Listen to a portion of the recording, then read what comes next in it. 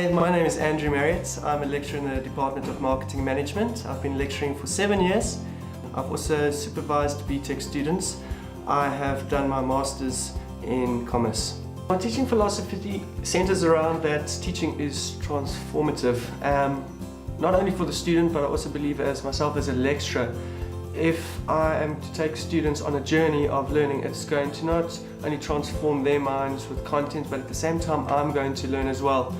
So I see it as co-creation of knowledge as well, where we can't separate the lecturer from the student because they are needed on this journey together. So I would say it's co-creation, co-transformation and peer learning. Lecturers can adopt an innovative approach to teaching and learning by adopting the practice of reflective practice. Reflective practice, in a shortest way I can describe it, is where a lecturer is prepared to try things, look and see after the fact whether they worked or didn't work, and then to make corrective actions, which is a learning experience in itself. So as a teacher, you have a reflective practice whereby you'll try new innovations, new technologies, new methods of teaching, and you will take the results from that and gauge whether I've made the right decision or haven't made the right decision.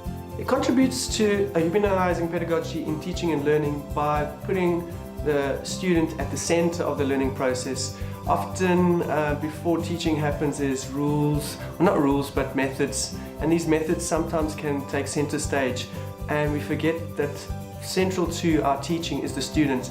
And in a context of a classroom, for example, where you have to be adaptive in real situations, when there's a lot of methods and lists and you focus too much on the content, that you forget that the context is the human experience. So by allowing the students to firstly hear their own voice in a lecture venue, for example, is allowing them to be part of the learning experience instead of being passive but actually engaged. Poor practice lecturing teaching styles that I have been falling victim to is a one-directional communication where the teacher takes center stage, communicates to the students almost as subordinates. They sit and they are passive. A better teaching practice and more humanizing is to actually hear their voice, have discussion amongst themselves, and to actually allow that space to be a safe space to practice it. In that way we actually treat them as humans and not as mere products or trying to produce another brick in the wall, as they would say.